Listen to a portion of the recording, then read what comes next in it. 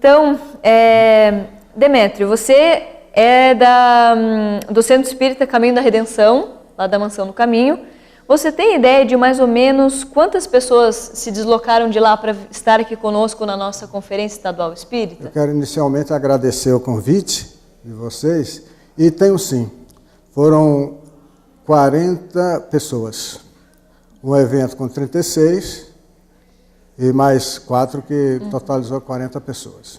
A gente fica muito feliz com a presença de vocês, já mais de uma vez, né? Quantas conferências você já participou conosco? 4 ou 5. Bacana. E vocês sempre estando aqui conosco, acompanhando também o Divaldo, né? Que é essa referência para nós. Você é presidente do Centro Espírita Caminho da Redenção em Salvador.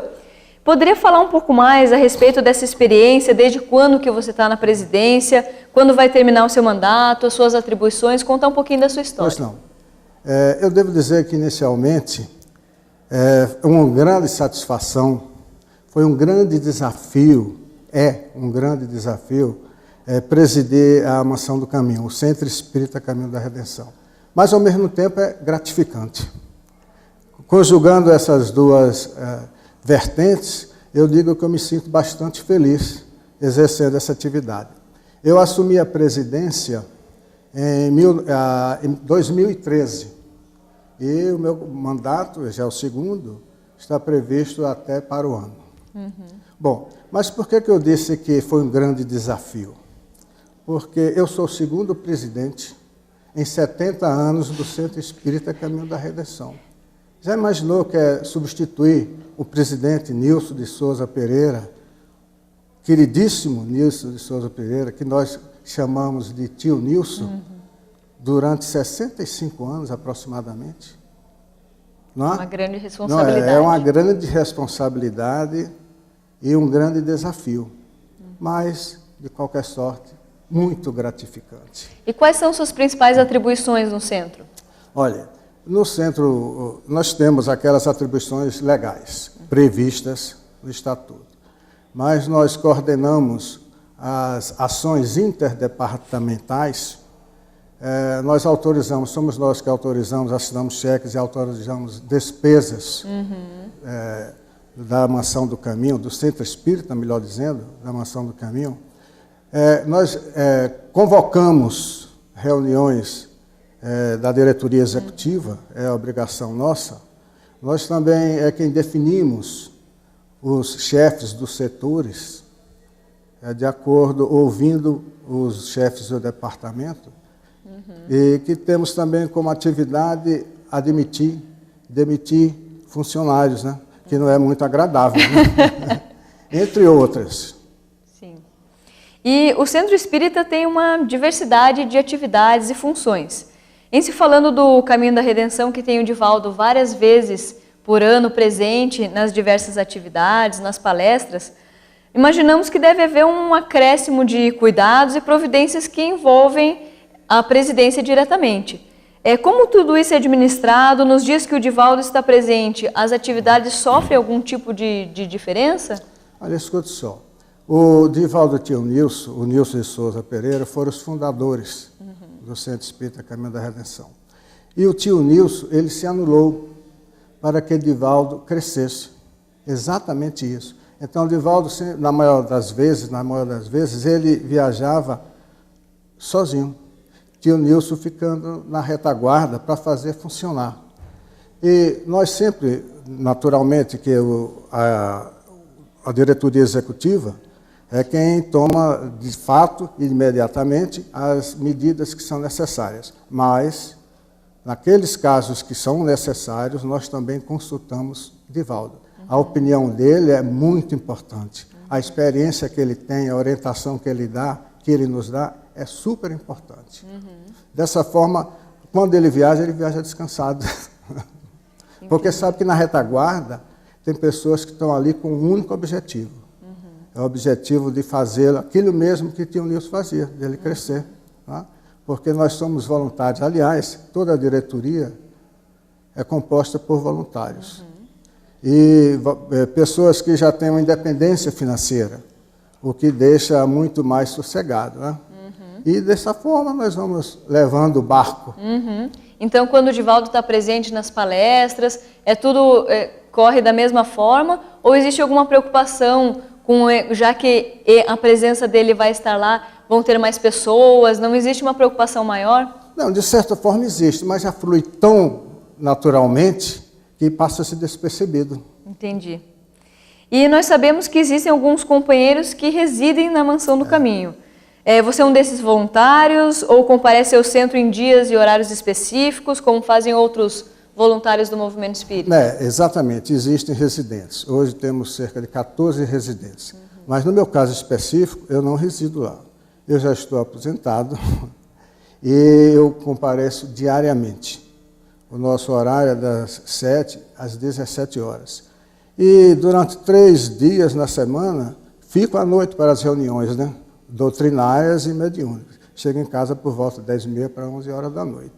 Então, dessa forma, é que nós atendemos e nos dedicamos lá diariamente. E muitas das vezes também sábados e domingos, quando necessidade há. Então, todos os dias está lá no Centro Espírita? Todos os dias, todos os santos dias, direi eu. E como você chegou ao Centro Espírita Caminho da Redenção? Você já conhecia o Divaldo anteriormente? Como você se tornou voluntário lá? Aí já é um pouco mais longo, se me permita. Por favor. Olha só, eu sou natural de Aracaju. Eu, quando era pequeno, eu adorava assistir os desfiles militares. Então dizia a minha mãe, que ficou viúva com 36 anos e 6 filhos, eu era o mais novo. Quando meu pai desencarnou num dia, no outro dia fiz 2 anos, eu dizia à minha mãe que queria ser marechal do Exército. Naquela época existia o marechal, né? Era uma tendência natural minha. E por conta disso, ela me levou a Salvador para que eu fizesse o exame de admissão ao Colégio Militar do Exército de Salvador. Eu tinha nessa oportunidade 10 anos, fiz 11 anos lá. E então fiz o exame de admissão, passei, cursei o ginásio, né? Na época o ginásio, morava no pensionato. De lá eu fui para Campinas estudar na Escola Preparatória de Cadetes do Exército. E então retornei para Aracaju, onde eu fiz o curso da faculdade. Sou por profissão químico industrial. Mas minha mãe, 2 ou 3 vezes, quando ela ia em Salvador, quando eu estava lá, ela me levou lá na Mansão do Caminho, no Centro Espírita, que nessa oportunidade era na Cidade Baixa. Eu me aposentei bem jovem, quero registrar, por tempo de serviço, com 44 anos, porque quando estava na faculdade ensinava, foram 4 anos, mais 3 anos de exército, e minha aposentadoria especial, por ser químico, eu trabalhei em plataforma.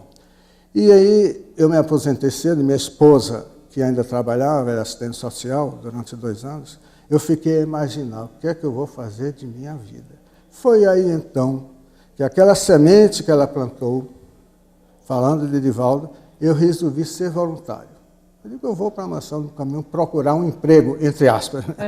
Bom, fui lá, me apresentei, o meu primeiro trabalho foi no setor de pessoal, hoje recursos humanos, e tive como tarefa, que me deu então o chefe do setor de pessoal, pegar todas as pastas dos funcionários, verificar se tinham todos os documentos que eram necessários e colocar na ordem que ele determinou. Esse foi o meu primeiro trabalho. Bom, mas na Petrobras, naquela época dos microcomputadores, né, eu já tinha um certo conhecimento em operar. E houve uma necessidade, foi quando começaram os microcomputadores lá no Centro Espírita.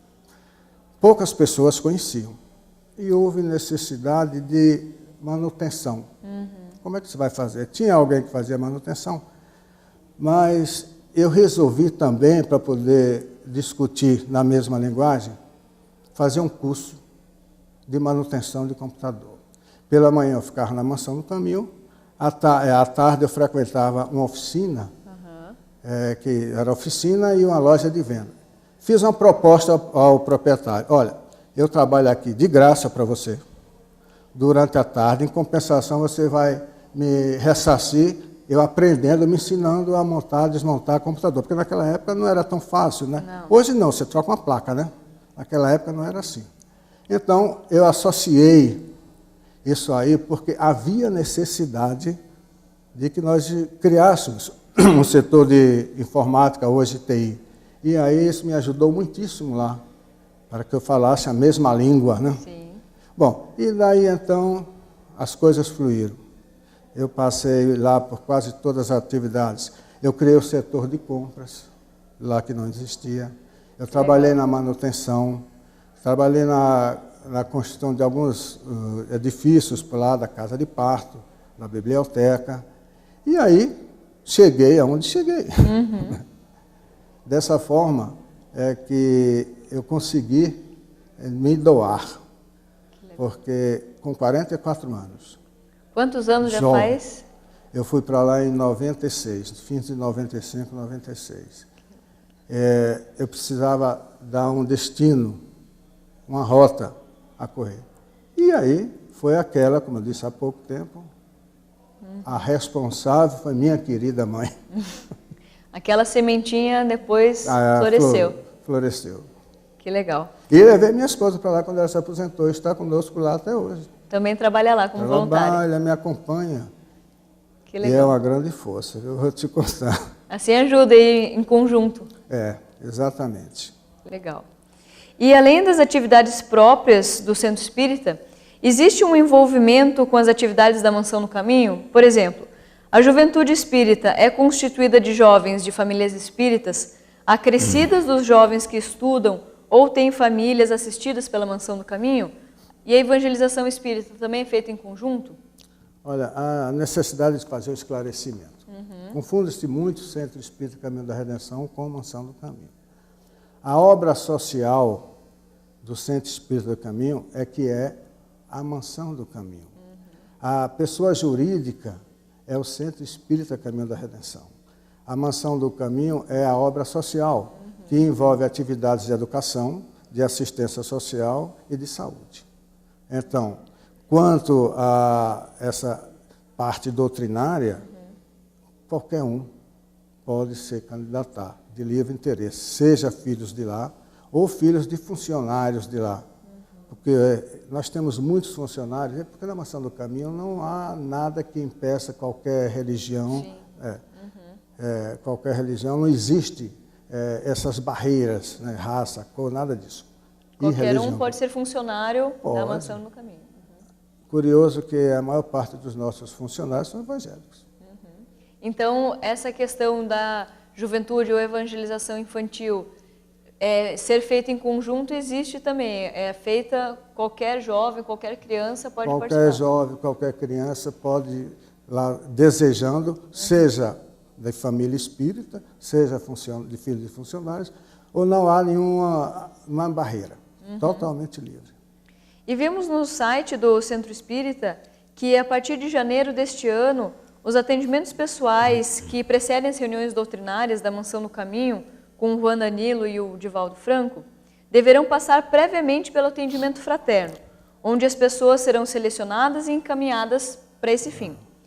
A Mansão no Caminho e o Centro Espírita se fundem nessas situações, por vezes? Olha só, nós temos um departamento, dentro dos 8 departamentos lá na estrutura do Centro Espírita, que é o departamento doutrinário. Certo. Compete ao departamento doutrinário toda essa atividade. Não se confunde com o Centro Espírita Caminho da Redenção. E, repita aí, por favor. A questão é se a Mansão no Caminho e o Centro Espírita se fundem nessas atividades. Porque, na verdade, a Mansão do Caminho é obra social, Sim. Como eu disse adiante. E essa parte aí, né, do departamento doutrinário, tem um departamento que cuida exclusivamente isso, das reuniões doutrinárias, das reuniões mediúnicas, da evangelização. Certo. É tudo direcionado ao departamento doutrinário, que é um departamento do Centro Espírita, Caminho da Redenção. Porque a Mansão do Caminho não tem departamento. Tá? Seria uma marca de fantasia que não existe. Certo. Não quero nem que, por favor, não Não. existe. Mas é assim, dessa forma. E o que seria esse atendimento pessoal que esses companheiros... É algo diferente do atendimento fraterno, que normalmente é realizado nas casas espíritas? Olha, eu tenho informações de que quando o Divaldo começou, nessa área, né? Quando o Divaldo começou a atender as pessoas, ainda na antiga sede, que era na Cidade Baixa, ele ficava até 1, 2 horas da manhã. Então, diante disso, foi criado o atendimento fraterno, um grupo que passou a atender também as pessoas antes dele se atender. Por quê? Porque é sobre-humano você ficar sempre atendendo as pessoas até 1, 2 horas da manhã e no dia seguinte continuar. Isso era habitual. Então, criou-se o atendimento fraterno, foi estabelecida uma estrutura, concursos, e essas pessoas que foram qualificadas para o atendimento fraterno passaram a atender aqueles que assim desejavam. E os casos mais, eu diria, sensíveis, é que foram encaminhados para Divaldo. Então, durante muito tempo assim funcionou. Bom, recentemente ele resolveu mudar. Ele quando terminavam, antes de iniciar as reuniões doutrinárias, ele passou a atender. Todos que assim desejassem formavam uma fila e ele passava a atender. Ficava 1 hora em pé atendendo todos, depois mais 1 hora em pé fazendo a palestra. Mas chegou agora um momento, um instante, que já não é tão humano, não é? Ele ficar na idade que está, 2 horas em pé atendendo. Então se fez o quê? Uma triagem, aquilo que eu estava dizendo. Os casos mais difíceis, digamos assim, que o atendente fraterno encaminhava e atendia, encaminhava para ele. Mas recentemente ele resolveu voltar ao que era, como iniciou. Porque ultimamente era o quê? Chegava, entrava na fila e atendia qualquer um, porque todos querem ser atendidos por ele. Né? Então ele ficou um tempo assim. Quando foi agora, muito recentemente, ele voltou ao que era. Passa primeiro pelos atendentes, o grupo de atendentes, e aqueles que são indicados é que vão ser atendidos por ele na sala reservada. Entendi. E gostaria então que o senhor deixasse uma mensagem final para todos nós, trabalhadores espíritas e voluntários. Olha, a minha mensagem final é de que vale a pena. Vale a pena trabalhar e seguir aquilo que o Mestre Jesus deixou como legado. Vale a pena você exercitar paciência, tolerância, humildade, caridade, indulgência, compaixão, porque isso é exatamente aquilo que nós recebemos. E é gratificante, como eu disse. Você está fazendo ao próximo e se ajudando também. E que assim seja dessa forma. Então essa é a mensagem que eu deixo, que você me pediu. É essa mensagem de que assim dessa forma, a gente agindo dessa forma, nós estamos vencendo as nossas deficiências, né? Nós estamos indo adiante, crescendo, que é o objetivo de todos nós que trabalhamos na doutrina espírita, vencendo as más inclinações. Parabéns pelo trabalho e muito obrigada pela entrevista. Eu que agradeço essa oportunidade. Muito obrigado a vocês. E estamos à disposição. Obrigada.